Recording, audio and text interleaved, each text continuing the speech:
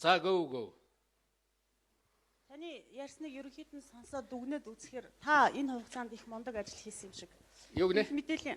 Яагаад таны одоо ярьсан одоо энэ сайхан зүйлс чинь бүгдээрээ өнөөдрийг хүртэл биелэхгүйгээр өнөөдөр бүгдээрээ сая 300 мянган энэ хүн ийм гамшигын хэмжээнд очсон юм бэ?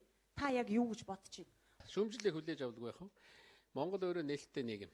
Тэгэхээр би эхнээсээ нэг юм хэлсэн. Биенийхээ ажлыг бол үгүйсгэх хэрэггүй. Гарч байгаа энэ чиглэлд гарч байгаа санаачлаг бүхэн энэ утааг багасгахад санаачлаг гарч байгаа бол энэнийг бүгдээрээ дэмжиж тойрч ажиллая гэж.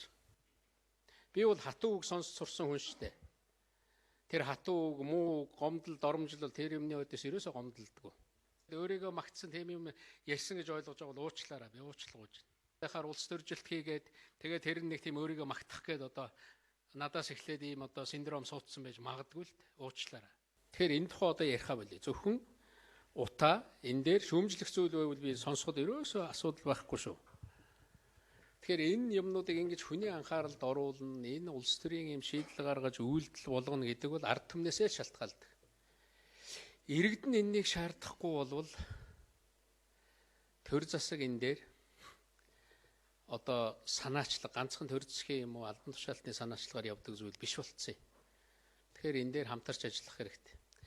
Биш хэдүүлээ энэ дээр аль нэгнийгээ доош нь хийж энэнийг үгүйсгэхэд тэгэж өмнөх төр хийсэн ажил энэ анх эхэлж ирж байгаа юм байна.